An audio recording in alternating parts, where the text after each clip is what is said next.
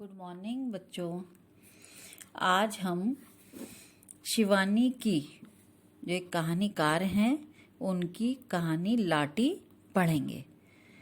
लाटी एक ऐसी कहानी है जो घटना प्रधान कहानी है, जिसका नायक कप्तान जोशी उसके जीवन में ऐसी घटी एक अत्यंत मार्मिक घटना पर आधारित है।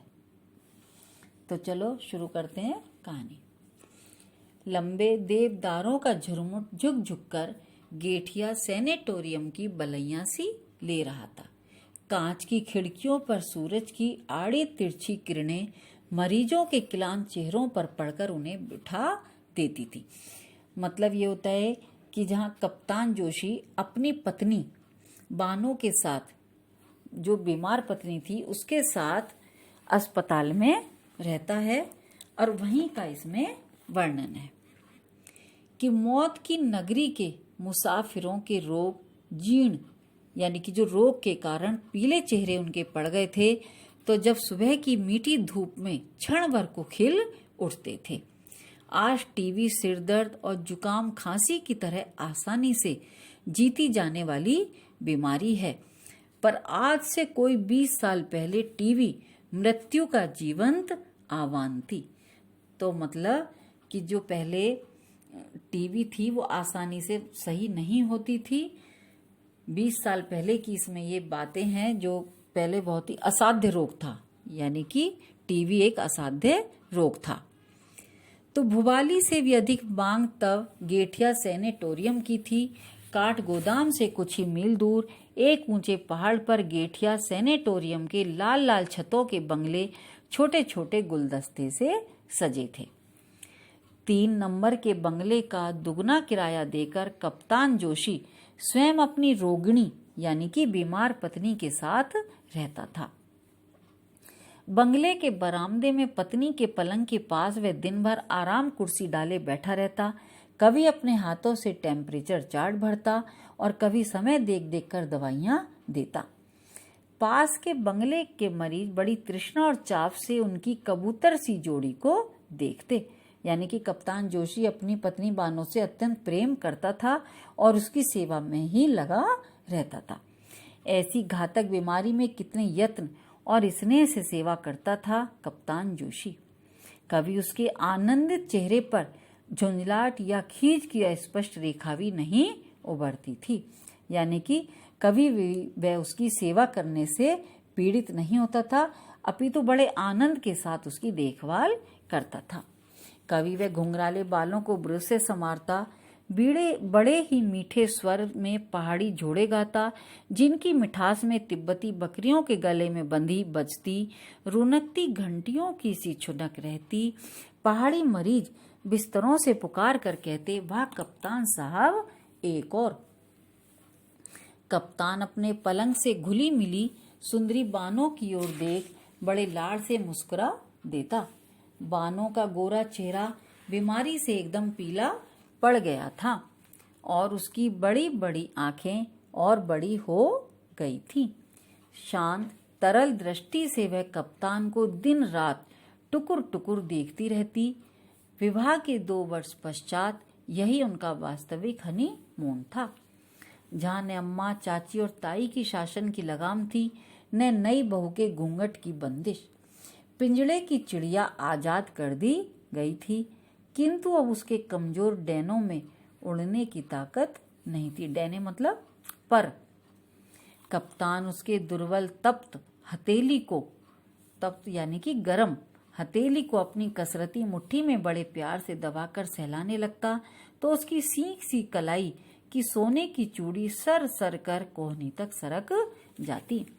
उन दिनों गोठिया का एक डॉक्टर अधेड़ स्विस था। एक दिन उसने कप्तान को अकेले में बुलाकर कहा, कप्तान तुम अभी जवान हो और यह बीमारी जवानी की भूखी है। मैं देख रहा हूं तुम जरा भी परहेज नहीं बरतते। मरीज की भूख को दवा से जीतना होगा, मोहब्बत से नहीं। क्षण भर को सब समझकर कप्तान लाल पड़ गया। उसके बूढ़े पिता के भी कई पत्र आ चुके थे और माँ ने रो रो कर चिट्ठियां डाल दी थी। मेरे 10-20 पूत नहीं है बेटा, यह बीमारी सत्यानाशी है। पर कप्तान पहले की तरह अलमस्त डोलता, कभी बानों के चिकने केशों को चूमता, कभी उसकी रेशमी पलकों को, कभी पास के प्राइवेट बार्ड की गुमान सिंह मालदार की गोल मटोल पत्नी से मजाक करता। सैनेटोरियम की मनहूस जिंदगी के काले आकाश में रौबदार ठकुरानी ही एकमात्र धुतिमान तारिका थी, यानी कि एक चमकने वाली तारिका। भरे भरे हाथ पैर की चिकने चेहरे पर सदा मुस्कान बिखेरती वह पूरे सैनेटोरियम की भाभी थी, यानी कि उसे सभी वहां पर भाभी कहते थे। उसके स्वास्थ्य के दुर्गम दुर्ग में भी न जाने बीमारी का घुन किस आरक्षित छिद्र से प्रवेश पा गया था। टीवी लगने की पीड़ा से कराहती वह अपनी कदर या गालियों का अक्षय भंडार खोल देती। कभी लक्षपति यानी कि लखपति ससुर को लक्ष्य बनाती, हैं हमारे बुर्जू आदि कबाओं के छत्रपति, पर बहू तीन थान शमशान को जा रही है तो उनकी बला से दुम उठाकर जिसे देखा भाई बदजात नर से मादा निकला। शाबाश, क्या पंच के स्टैंडर्ड का सेंस ऑफ ह्यूमर है। भाभी तबीयत बाग बाग कर दी, कप्तान कहता। एक मेरा सम है साला, पी के धुत होगा किसी गोरी मेम को लेकर, 2 महीने से हरामी झांकने भी नहीं आया, दाढ़ी जारे की ढटरी उठेगी तो मजाल मैं भी सुहाग उतारूं। वह फिर कहती, क्यों भाभी क्यों कोस रही हो। मतलब कप्तान उसे गाली देने से मना करता और कहता कि उन्हें क्यों कोस रही हो। कप्तान हंसकर कहता। प्रौढ़ा नेपाली भाभी की सदाबार हंसी से खिलखिलाती आंखें छलक कर उठती। शाबाश है कप्तान बेटा, तुझे देखकर मेरी छातियों में दूध उतर आता है। कैसी सेवा कर रहा है तू। और एक हमारे हैं कुतिया के जने, मिले तो मूछें उखाड़कर हरामी के मुंह में ठूंस दूं। कप्तान हंसते हंसते दोहरा हो जाता। मूछें उखाड़कर मुंह में ठूसने की बात कुछ ऐसी जम जाती कि वह भागकर बानों को सुना आता।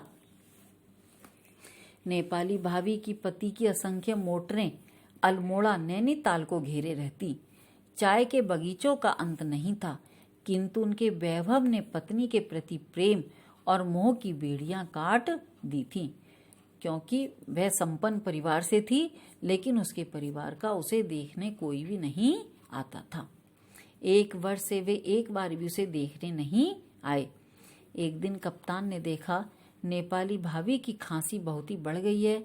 खांसी का दौरा सा पड़ा और कप्तान भागकर देखने गया तो देखा रक्त के कुंड के बीच नेपाली भाभी की विराट गेहुआ देह निष्प्राण पड़ी थी, यानी कि जो नेपाली भाभी थी उसकी मृत्यु हो गई थी। पति की मूछों को उसके मुंह में ठूसने का स्वप्न अधूरा ही छोड़कर भाभी चली गई थी। कुछ दिन तक कप्तान उदास हो गया। बानों की बड़ी बड़ी आंखों में भी उदासी के डोरे पड़ गए। जब ऐसी हंसती खेलती लाल लाल भाभी को मौत खींच ले गई तो हड्डियों का ढांचा मात्र बानो तो हवा में उड़ती हुई रुई का फाया थी। मतलब कप्तान यही सोचने लगा कि जब इतनी मोटी ताजी भाभी को मृत्यु अपने साथ ले गई तो बानो तो एक हड्डियों का ढांचा है।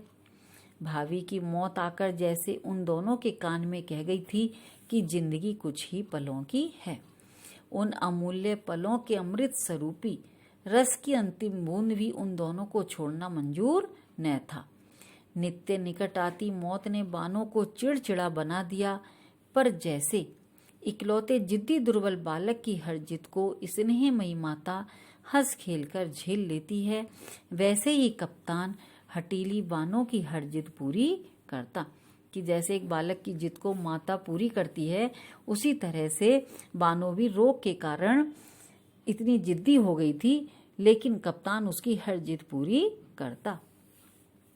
कभी वह खिली चांदनी में बाहर जाने को मचलती तो वह अपने खाकी ओवरकोट में उसे लपेटकर अपनी देह से सटाए लंबे चीड़ की छाया में बैठा रहता।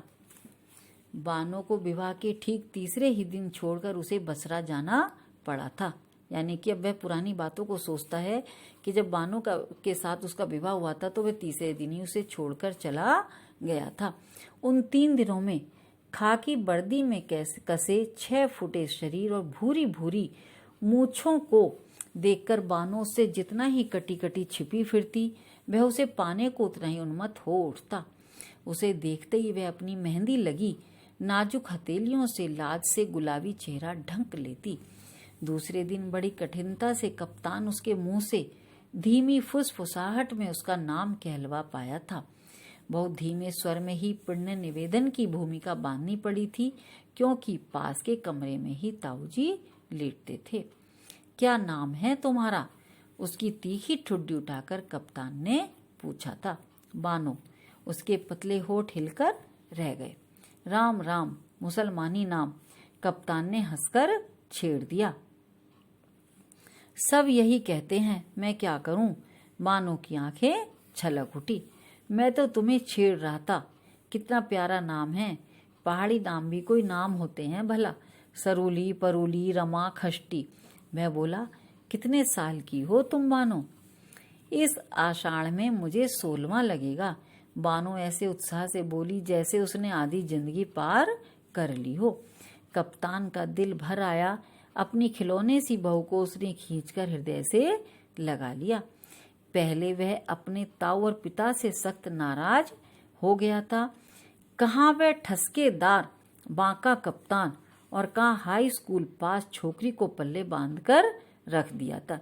यानी कि कप्तान को पहले बानो पसंद नहीं थी, पर बालिका बानो की सरल आंखों का जादू उस पर चल गया। तीसरे दिन ही उसे बसरा जाना था। कप्तान बानो से विदा लेने गया तो वह कोने में बैठी छालियां कतर रही थी। उसकी पलकें भीगी थी और पति की आहट पाकर उसने घुटनों में सिर डाल दिया। झट से झुककर कप्तान ने उसका माथा चूम लिया। उसका गला भर आया। 3 दिन की ताजा सुंदरी नववधू को इस तरह छोड़कर जाना कप्तान को दुश्मन की गोलाबारी से भी भयंकर लगा। यानी कि कप्तान उसे छोड़कर नहीं जाना चाहता था। इसके बाद 2 वर्षों तक कप्तान युद्ध की विभीषिका में भटक गया। बर्मा और बसरा के जंगलों में भटक भटक कर उसके साथी वहशी बन गए थे। गंदे अश्लील मजाक करते। फौजी अफसरों में कप्तान ही सबसे छोटी उम्र का था। बर्मा के युद्ध से स्तब्ध सड़कों पर चपल बर्मी रमणियां यानी कि स्त्रियां के कुटिल कटाक्षों का अभाव नहीं था। फिर भी कप्तान अपनी जवानी को दांतों के बीच जीभ से बचाता सेंध गया। यानी कि कप्तान उनसे बचा रहता था। 2 साल बाद घर पहुंचा तो दुनिया बदल चुकी थी।